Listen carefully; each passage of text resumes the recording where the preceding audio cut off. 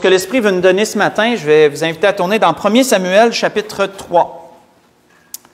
Premier livre de Samuel au chapitre 3. Encore une belle instruction que l'Esprit veut nous donner ce matin. On va tirer l'introduction dans 1 Samuel, chapitre 3. On va lire la situation en entier, comprendre aussi le contexte et tout. On voit qu'il est dit dans 1 Samuel, chapitre 3, il a dit « Le jeune Samuel était au service de l'Éternel devant Élie. Et la parole de l'Éternel était rare en ces temps-là. Les visions n'étaient pas fréquentes. En ce temps-là, Élie commençait à avoir les yeux troubles et ne pouvait plus voir, était couché à sa place. La lampe de Dieu n'était pas encore éteinte, et Samuel était couché dans le temple de l'Éternel où était l'arche de Dieu. Alors, l'Éternel appela Samuel. Il répondit, « Me voici. » Et il courut vers Élie et dit, « Me voici car tu m'as appelé. » Il y répondit, « Je ne t'ai point appelé. Retourne te coucher. » Et il alla se coucher. L'Éternel appela de nouveau Samuel, et Samuel se leva, alla vers Élie et dit, « Me voici car tu m'as appelé. » Il y répondit, « Je ne t'ai point appelé. Mon fils, retourne te coucher. » Samuel ne connaissait pas encore l'Éternel, et la parole de l'Éternel ne lui avait pas encore été révélée. L'Éternel appela de nouveau Samuel pour la troisième fois. Et Samuel se leva, alla vers Élie et dit, « Me voici car tu m'as appelé. » Et Élie comprit que c'était l'Éternel qui appelait l'enfant. Et il dit à Samuel, « Va, couche-toi.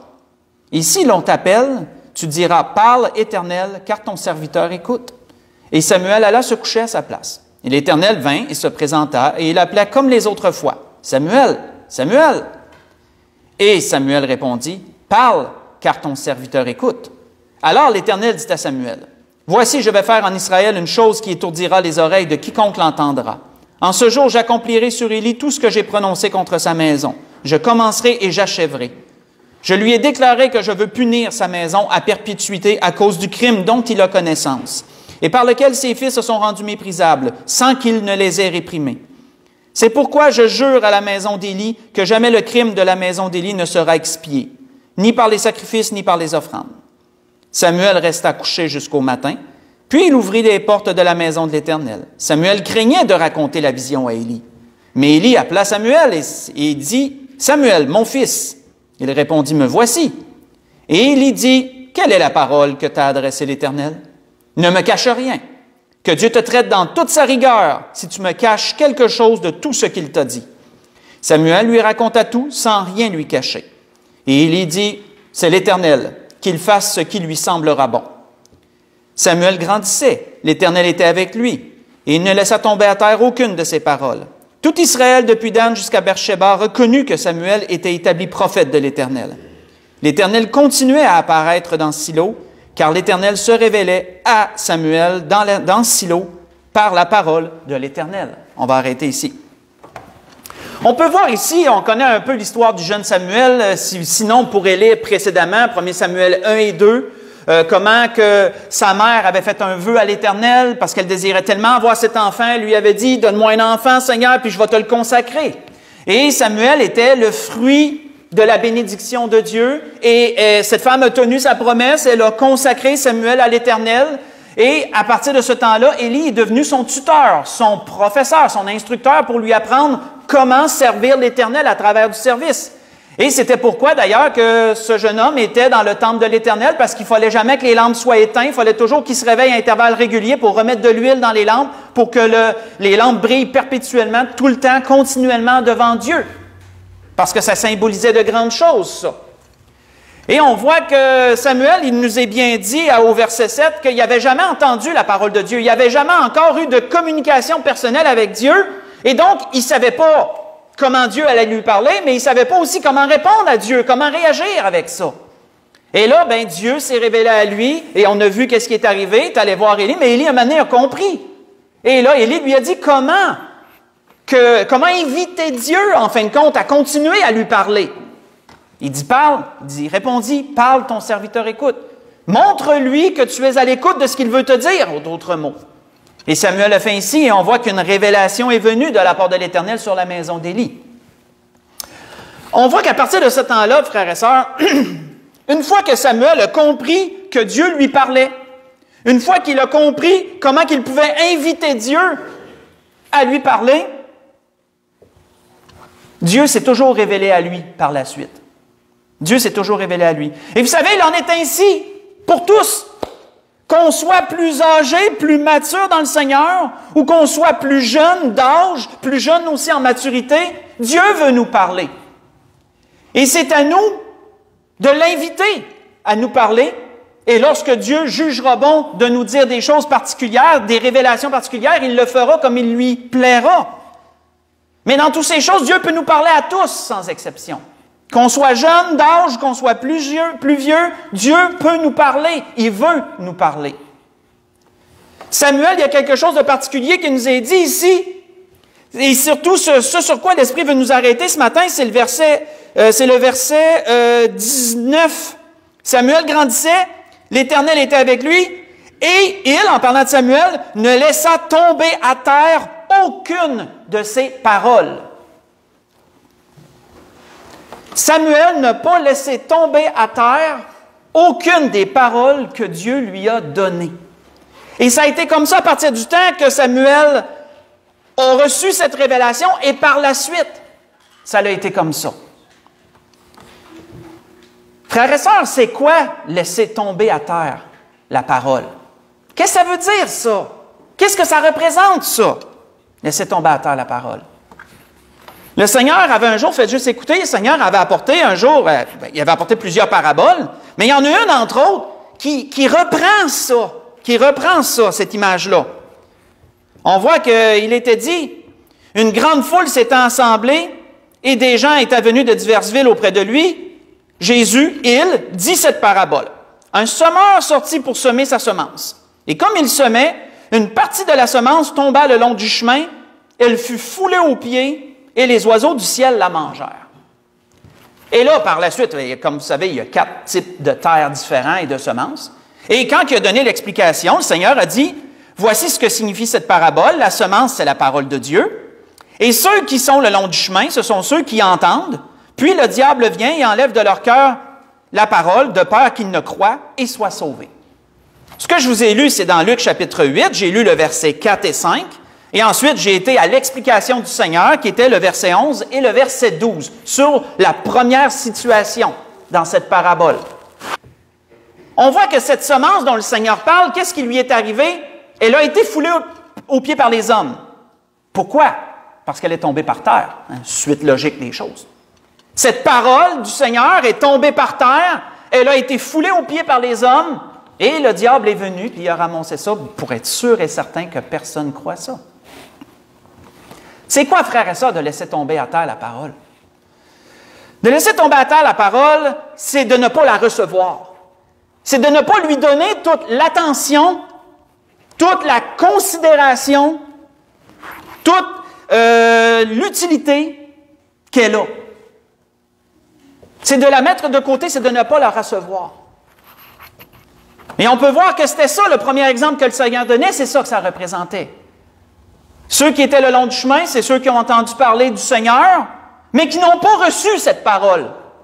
Elle ne leur a pas fait ni chaud ni froid. Et qu'est-ce qu'ils ont fait? Bien, vu qu'ils ne l'ont pas reçue, la parole, elle est tombée. Et elle a été foulée aux pieds, elle a été vue comme rien. Autrement dit, elle a été vue comme rien, comme peu de choses, sans importance, autrement dit. Vous savez, je me souviens, mon pasteur, et parfois, à l'église, du moins, je ne sais pas si c'est partout pareil, mais à l'église de la Bonne-Étoile, je me souviens que on passait beaucoup de temps avec, donc parfois, il pouvait se confier sur des petites affaires. Puis, je me souviens qu'il m'ait déjà dit qu'il avait prêché quelque chose, mettons, un matin, puis il m'a dit, j'ai senti que le message est tombé direct devant la chair à terre. Ça, je me souviens qu'il m'avait dit ça. Et qu'est-ce qu'il voulait dire par ça? Mais c'est exactement ça. Il sentait, autrement dit, que le Seigneur avait donné un message à l'Église, puis que l'Église ne l'avait pas reçu. C'est ce que lui ressentait. Ça veut-tu dire que c'était vrai? Ça, c'est des perceptions. Ça peut être parfois une question de perception aussi, là. Mais pour lui, le message avait tombé direct à terre. Autrement dit, les gens ne l'avaient pas reçu, selon ce que lui ressentait. Mes frères et sœurs, on peut voir que Samuel, quand la Bible nous dit qu'il ne laissa tomber à terre aucune des paroles de l'Éternel, ça voulait dire quoi? Mais ça voulait donc dire que, à partir du temps que Samuel a a invité Dieu à lui parler et que Dieu a commencé à se révéler à lui, toutes les paroles qu'il a reçues de Dieu, il les a considérées. Il a porté une attention à ces paroles-là. Il leur a donné de l'attention à ces paroles-là. Il les a considérées, il les a utilisées, ces paroles-là. Il ne les a pas laissées tomber à terre. Mes frères et sœurs, comment ça pourrait arriver, ça, qu'on laisse tomber des paroles à terre qui viennent de Dieu? Comment ça pourrait arriver? Ou le monde en général, là, comment ça peut arriver que la parole de Dieu tombe à terre? L'Esprit va nous diriger là-dedans ce matin. Tournons premièrement dans Jérémie 36. Allons voir cela. Dans Jérémie, chapitre 36. Comment ça peut arriver que la parole de Dieu tombe par terre?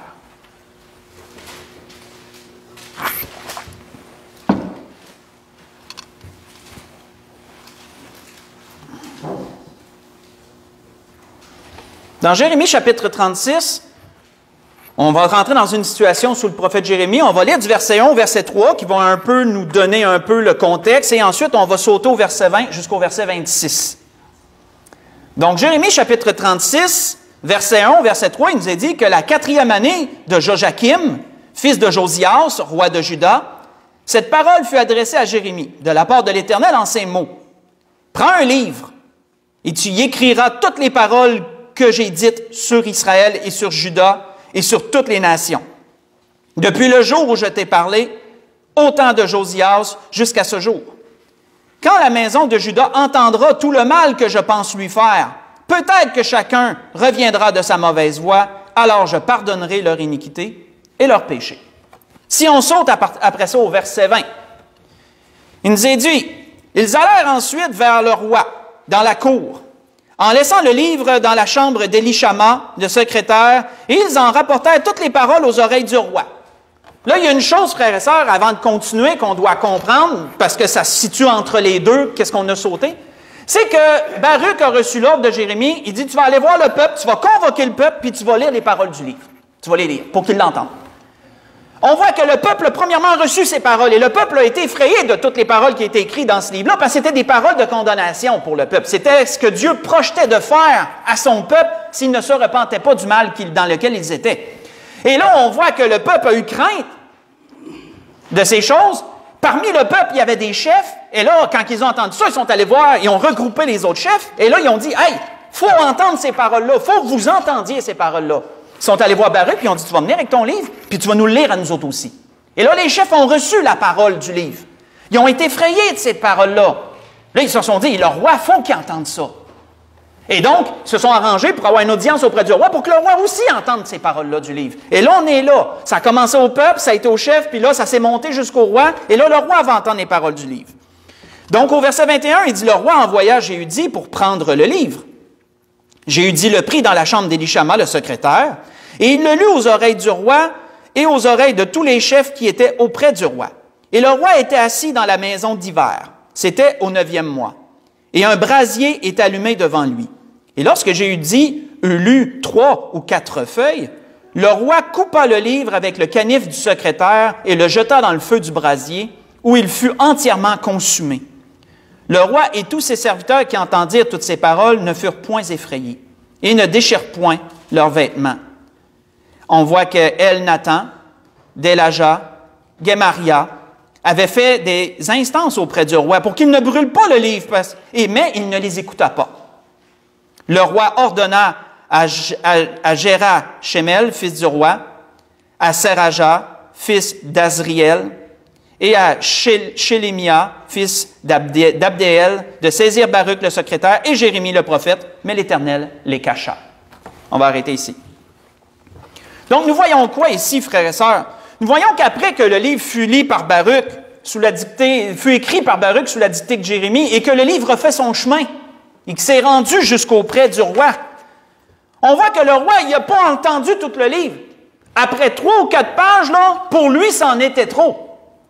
Il fallait vraiment être enragé pour prendre un canif, puis frapper sur le livre, puis déchirer le livre, puis le jeter au feu pour ne plus le voir pantoute par la suite. Qu'est-ce que le roi avait fait? Le roi avait rejeté la parole de Dieu. Et qu'est-ce que ça l'a amené, ce rejet? Bien, ça l'a amené que les paroles du livre sont tombées par terre. Ces paroles-là sont tombées par terre. Il ne les a pas reçues, ne leur a pas porté d'attention ni de considération, et il n'a pas agi par rapport à ces paroles-là. Il les a rejetées. Selon le dictionnaire, rejeter quelque chose, c'est quoi? C'est de le repousser, c'est de le renvoyer. Le repousser, de le renvoyer, c'est de rejeter quelque chose. Quand on rejette quelque chose, bien sûr, on ne le reçoit pas. On ne le reçoit pas, on n'y porte pas d'attention, on n'y porte pas de considération ou quoi que ce soit d'autre. Il y a différentes façons de rejeter. Parfois, le rejet est comment je pourrais dire, est un peu indirect, un peu, comment je pourrais dire, passif. Le rejet, il est passif, il est indirect. Si vous voulez lire pendant la semaine, vous pourrez voir 1 Samuel 15 dans l'histoire de Saül, parce qu'il avait désobéi à la parole de l'Éternel. Qu'est-ce qui a été dit? Il a été dit, lorsque Dieu s'est révélé à son prophète et que Samuel est allé le voir, Samuel lui a dit, tu as rejeté les paroles de l'Éternel. Hein, juste parce que, pas juste, non, mais parce qu'il a désobéi aux paroles de Dieu, Samuel lui a dit, tu les as rejetées, ces paroles-là. Pourquoi? Parce que oui, ils n'avaient pas, comment je pourrais dire, ils n'avaient pas rejeté avec violence, mais par le fait qu'il a désobéi, mais ça démontrait que ces paroles-là, il ne les avait pas reçues. Ça démontrait qu'il ne les avait pas reçues, ne les avait pas considérées. Il a fait le contraire de ce qui lui avait été dit, en fin de compte. Et ça a été qualifié par Dieu de rejet, ça. Tu les as rejetés. Donc, parfois, le rejet n'est pas avec violence, n'est pas passionné, il est passif. Mais parfois, le rejet peut être violent. On a vu un peu ce roi-là, ici, Joachim, ça a été violent comme rejet. Et si vous voulez lire pendant la semaine, dans 2 Chroniques 16, l'exemple d'Asa le démontre aussi. Le roi Asa, lorsqu'il a fait une faute et que Dieu a envoyé son prophète Anani lui parler, qu'est-ce qu'Asa a fait? Il l'a jeté en prison parce qu'il était irrité contre le prophète. Donc, ça a été un rejet violent. Mais que ce soit passif, que ce soit violent, le rejet était là quand même. Et quand on rejette quelque chose, quand on rejette les paroles de Dieu, ou que le monde rejette les paroles de Dieu, mais qu'est-ce qui va arriver? Ces paroles-là tombent par terre. Elles n'ont pas d'effet. Elles ne peuvent pas avoir d'effet. On voit que c'est pas pour rien que le Seigneur avait dit un jour ceci, « Ne donnez pas les choses saintes aux chiens et ne jetez pas vos perles devant les pourceaux, de peur qu'ils ne les foulent aux pieds, ne se retournent et ne vous déchirent. » Vous voyez ça dans Matthieu 7, verset 6. C'est quoi ça, frères et sœurs? De peur qu'ils ne les foulent aux pieds. Ne jetez pas vos perles. Les révélations que Dieu nous donne, les grâces que Dieu nous donne, les paroles que Dieu nous donne. Il arrive, frères et sœurs, que des gens ne les reçoivent pas. On a tous vécu ça. Hein? Mais il arrive que des gens ne les reçoivent pas, ils les tournent au ridicule. Non seulement ils les laissent tomber par terre, ces belles paroles-là, mais ils les foulent aux pieds en plus. Il y en a qui sont violents, il y en a qui sont vraiment violents, ils rejettent avec violence le témoignage que le Seigneur donne. Un peu comme des pourceaux, ils veulent foncer sur nous pour nous déchirer. Et c'est dans ces cas-là que le Seigneur disait, ne jetez pas vos perles aux chiens. Ne donnez pas vos perles aux chiens. Ne les jetez pas devant les pourceaux.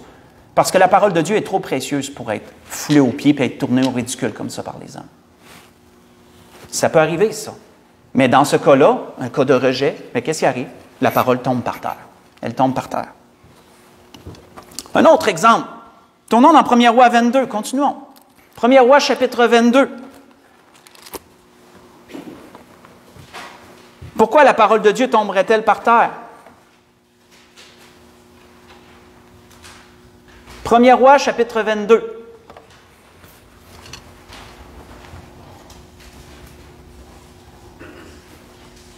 On va aller à partir du verset 1 jusqu'au verset 9.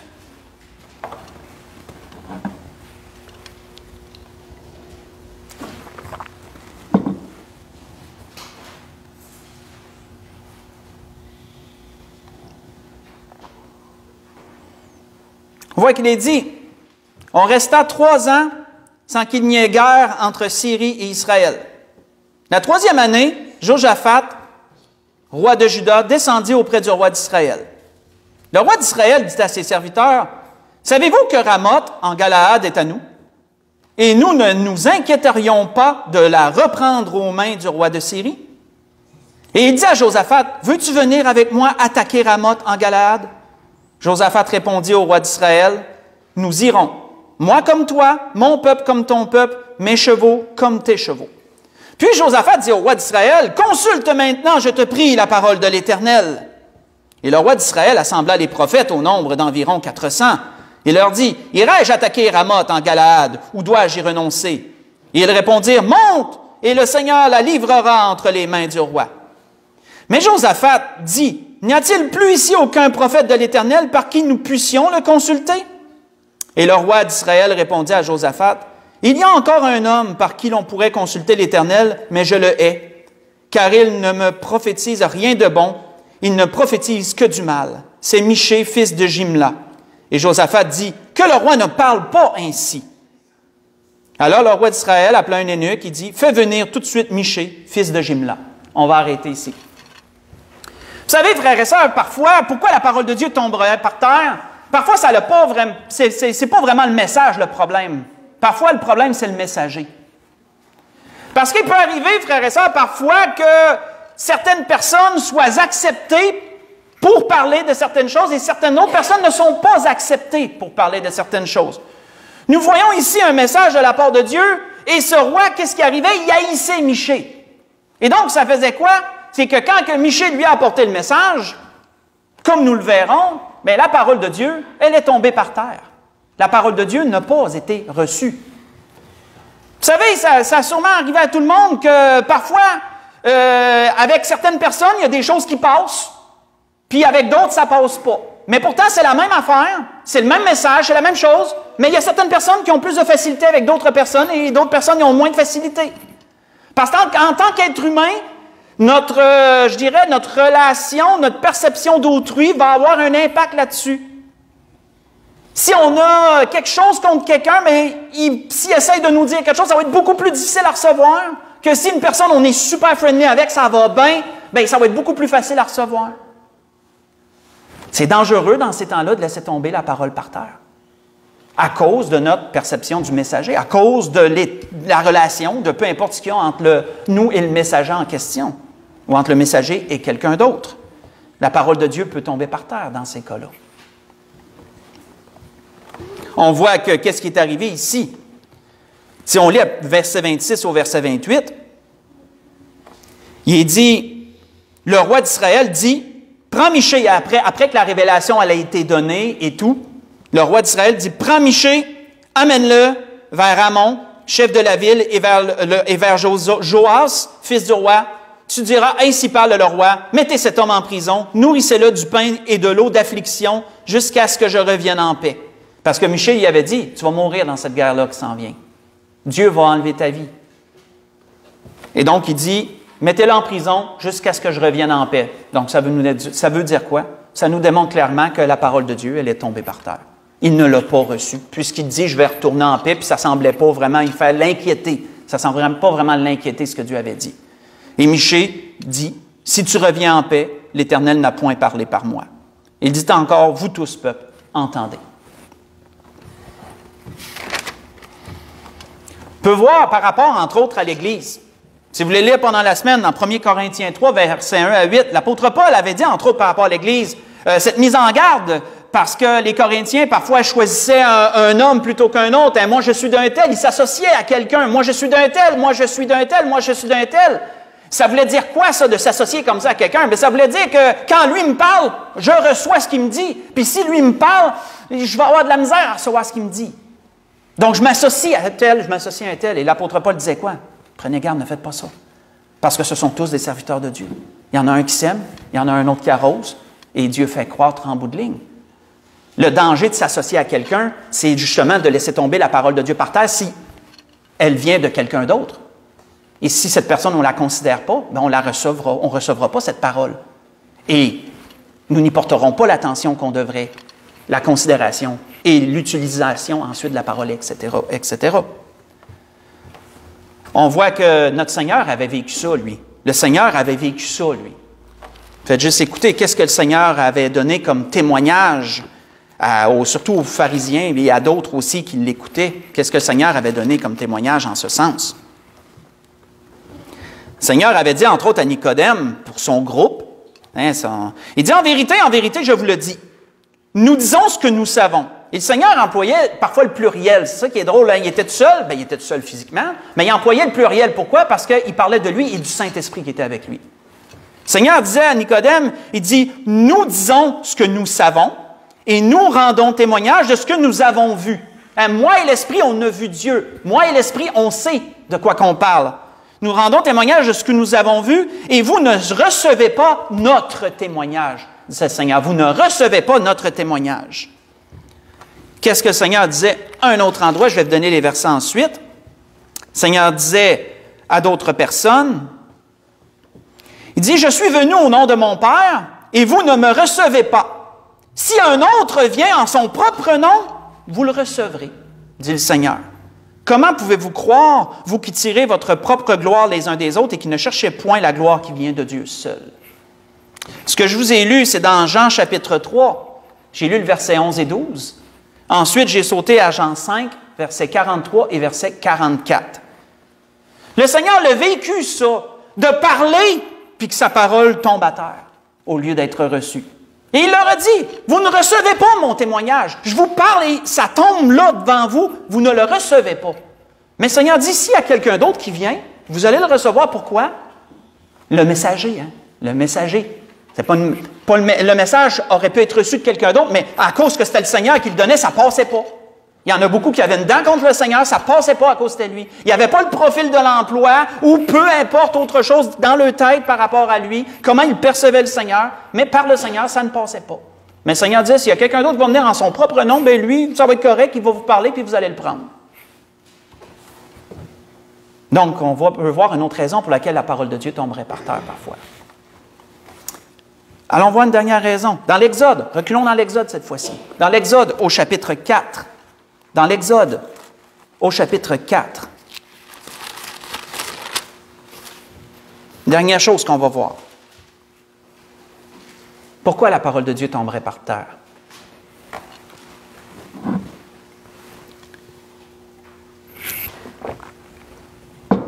On a vu jusqu'à présent que c'est premièrement du rejet. Ça, c'est le plus commun. C'est du rejet. Soit un rejet direct, soit un rejet violent, ou soit un rejet plus passif. Indifférence, insouciance. Mais c'est du rejet quand même, en bout de ligne. Et la parole de Dieu n'a pas son effet à cause de ça. On a vu que parfois c'est le messager. On n'a pas d'affinité avec la personne. On a des idées préconçues à propos de quelqu'un, etc. Ça fait que le message ne va pas passer. Mais pourtant, c'est la bonne parole. Mais elle va tomber par terre, à la place d'être reçue. On voit ici dans l'Exode, au chapitre 4, si on lit à partir du verset 1, on est reculé dans la situation avec Moïse.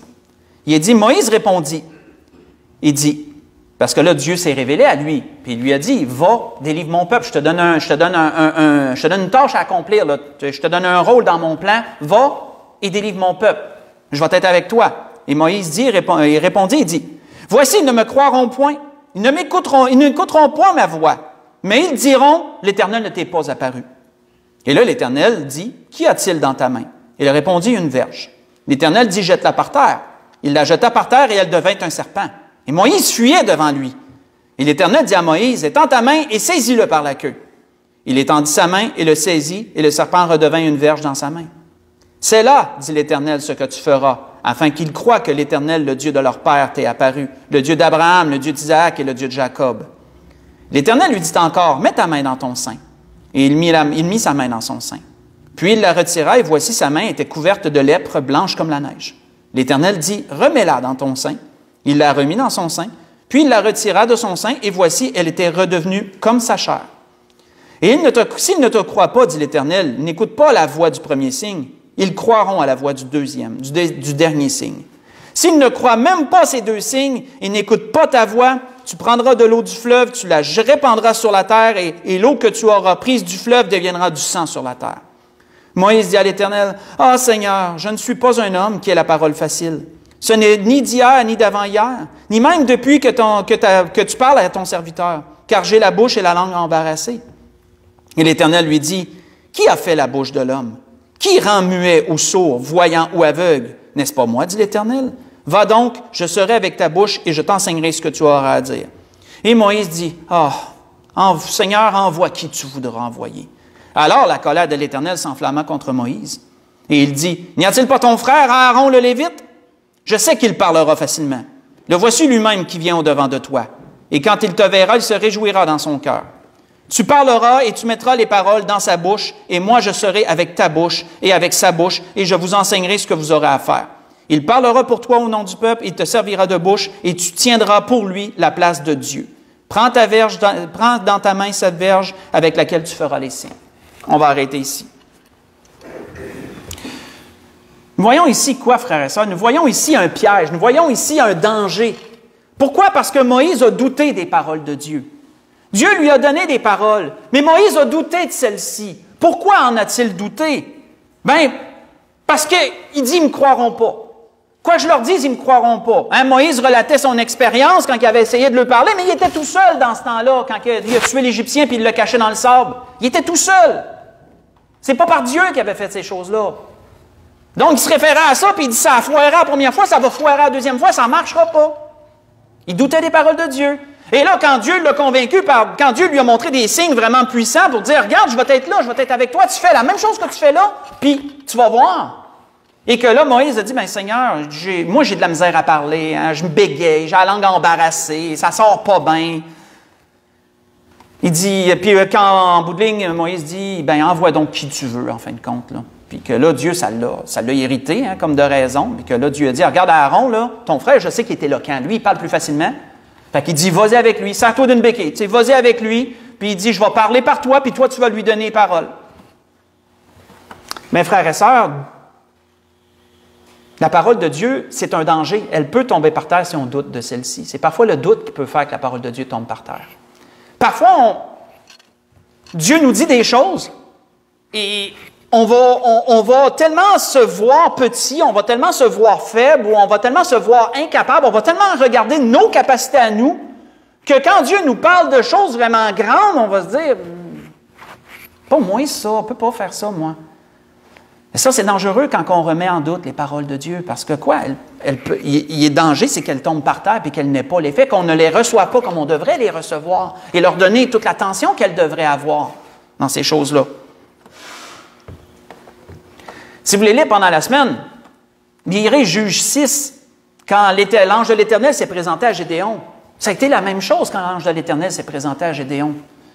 Qu'est-ce que Gédéon il a dit à l'ange de l'Éternel? Premièrement, il a dit « Dieu nous a abandonnés ». Il a dit « Dieu nous a abandonnés ».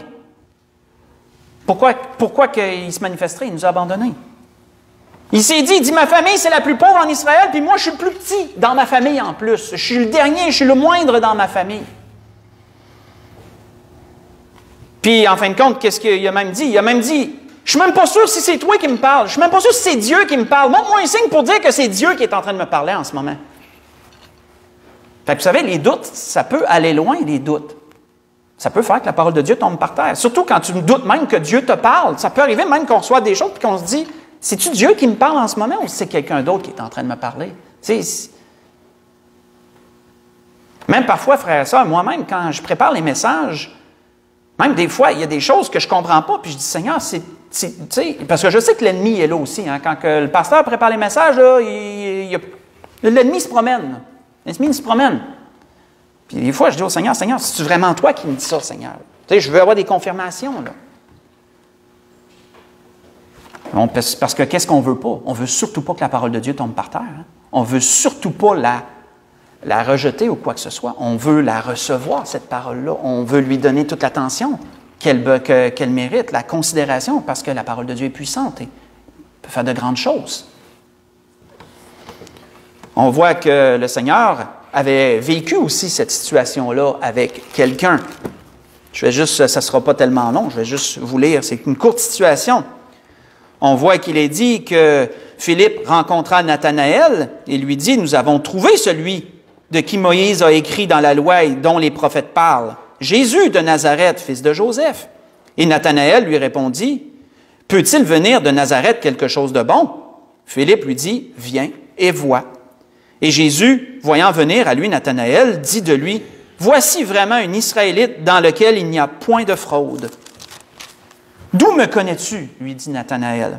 Et Jésus lui répondit, « Avant que Philippe t'appelle, quand tu étais sous le figuier, je t'ai vu. » Et Nathanaël répondit et lui dit, « Rabbi, tu es le Fils de Dieu et le roi d'Israël. » Et Jésus lui répondit, « Parce que je t'ai dit que je t'ai vu sous le figuier, tu crois. Tu verras des choses plus grandes que celles-ci. » Et il lui dit, « En vérité, désormais le ciel ouvert, vous verrez désormais le ciel ouvert et les anges de Dieu monter et descendre au-dessus du Fils de l'homme. » Vous voyez ça dans Jean chapitre 1, ce que j'ai lu, verset 45 au verset 51. Quand Nathanaël a reçu le témoignage de la part de Philippe, qui a dit, « On a trouvé le Seigneur. Il vient de Nazareth, il s'appelle Jésus. » Hein, vous voyez le doute de Nathanaël, déjà là, s'interposer entre la parole reçue, parce qu'il s'est dit, « Peux-tu venir quelque chose de bon de Nazareth? » Parce que Nazareth n'avait pas bonne réputation comme village. Mais qu'est-ce que Philippe lui a dit? « Bien, viens voir, regarde par toi-même, puis tu jugeras par toi-même. » Et il y a été, c'était ça la bonne chose. Il y a été, puis une fois qu'il a parlé avec le Seigneur, ça n'a pas pris de temps qu'il a vu qu'il était le Fils de Dieu. Ses doutes se sont dissipés. Il n'a pas laissé tomber la parole de Dieu par terre. Il l'a reçue, et ses doutes ont été dissipés. Donc, c'était ce que l'Esprit voulait nous donner ce matin. On a vu ce témoignage de Samuel qu'une fois qu'il a reçu les révélations de Dieu, il ne laissait tomber par terre aucune des paroles de Dieu. Et ça, c'est important. Pourquoi qu'il ne laissait pas tomber par terre? Parce qu'il les recevait, parce qu'il leur donnait de l'attention, il leur donnait de la considération, il méditait ces paroles-là et il les utilisait, ces paroles-là. Et c'est ce que l'Esprit veut pour nous aussi. On a vu pourquoi la parole de Dieu tomberait par terre. Il y a différentes raisons pour lesquelles elle tomberait par terre. Ça peut être parfois aussi dans les témoignages qu'on donne aux gens qui nous entourent. Pourquoi notre parole n'a pas d'effet? Ça va rentrer dans l'une de ces catégories. Probablement. Il y en a peut-être d'autres aussi. Pour conclure, qu'est-ce qu'on doit faire? Qu'est-ce qui doit être fait pour que la parole de Dieu ne tombe pas par terre? Qu'est-ce qui doit être fait? Allons voir ce que l'apôtre Paul disait à une église, à l'église de Thessalonique, dans 1 Thessaloniciens 5, pour conclure. Qu'est-ce qui doit être fait pour que la parole de Dieu ne tombe pas par terre? 1 Thessaloniciens, chapitre 5, et on va conclure là-dessus.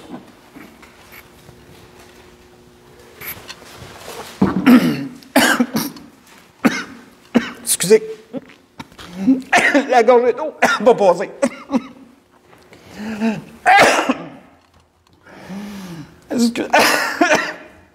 Excusez. Ça va être en live en plus après. OK. Bon, on va le voir. OK, à partir du verset 12. Donc, on reprend sa voix, c'est correct. « Nous vous prions, frères, disait l'apôtre Paul, d'avoir de la considération pour ceux qui travaillent parmi vous, qui vous dirigent dans le Seigneur et qui vous exhortent. Ayez pour eux beaucoup d'affection à cause de leurs œuvres. Soyez en paix entre vous. » Et l'apôtre Paul disait premièrement quoi? Un rappel, un peu comme il disait à l'église de Corinthe, prenez garde de ne pas vous associer à plus un messager, à plus un autre. Parce que la parole de Dieu peut venir parfois par l'un, elle peut venir parfois par l'autre. Et le danger, c'est de ne pas la recevoir si elle ne vient pas d'une personne que vous avez plus ou moins d'affinité avec. Donc, quand vous voyez qu'un messager de Dieu est fidèle, c'est un homme qui est là tout le temps, c'est un homme qui prêche, c'est un homme qui sert Dieu, puis vous le voyez à travers les paroles, vous le voyez à travers sa conduite. L'apôtre Paul disait, ayez beaucoup de considération pour ces gens-là. Ayez beaucoup de considération pour eux. Ayez beaucoup d'affection pour ces gens-là. Soyez en paix avec tous, entre vous. Et ensuite, il dit, nous vous en prions aussi, frères, avertissez ceux qui vivent dans le désordre. Consolez ceux qui sont abattus. Supportez les faibles. Usez de patience envers tous. Prenez garde que personne ne rende à autrui le mal pour le mal, mais recherchez toujours le bien, soit entre vous, soit envers tous. Soyez toujours joyeux. Priez sans cesse. Priez sans cesse. Ça, c'est important. Priez sans cesse. Pour toutes les raisons. Toutes les raisons possibles. Surtout, frères et sœurs, quand on reçoit une parole de Dieu. Qu'elle nous vienne d'un frère, d'une sœur, qu'elle nous vienne du pasteur, qu'elle nous vienne, peu importe la source, prions, frères et sœurs, que nous recevions ces paroles et qu'on ne les laisse pas tomber par terre.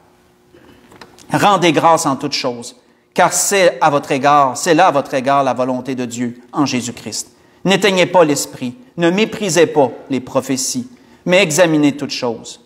Retenez ce qui est bon, abstenez-vous de toute espèce de mal. Arrêtons ici. Donc, frères et sœurs, on voit prier sans cesse, très important, sur les paroles qu'on reçoit, entre autres choses. Ne pas mépriser les prophéties. Mépriser, c'est justement quoi? C'est justement de regarder quelque chose comme étant moindre, comme étant rien, comme étant peu de choses. Ne méprisons pas les prophéties, ne méprisons pas la parole que nous recevons de Dieu, pour peu importe les raisons. Examiner toutes choses. Hein, pour examiner une parole, il faut que tu la reçoives. Pour l'examiner, il faut que tu la reçoives. Il dit ensuite, retenez. Pour retenir une parole, il faut que tu la reçoives pour la retenir. Parce que sinon, tu la retiendras pas. Si tu ne l'as pas reçue, tu ne la retiendras pas, cette parole-là. Mais on sait qu'on ne peut pas retenir toutes les paroles qu'on reçoit de partout. Donc, de là, si parfois on a besoin de retenir quelque chose, de là l'importance. Soit d'utiliser un enregistreur puis de dicter. Moi, je faisais ça parfois avant, à ce temps, j'écris. Ça, c'est une autre façon. Mais avant, j'avais mon microphone. Je ne sais pas si vous vous souvenez du temps que j'avais mon microphone avant d'avoir le cellulaire.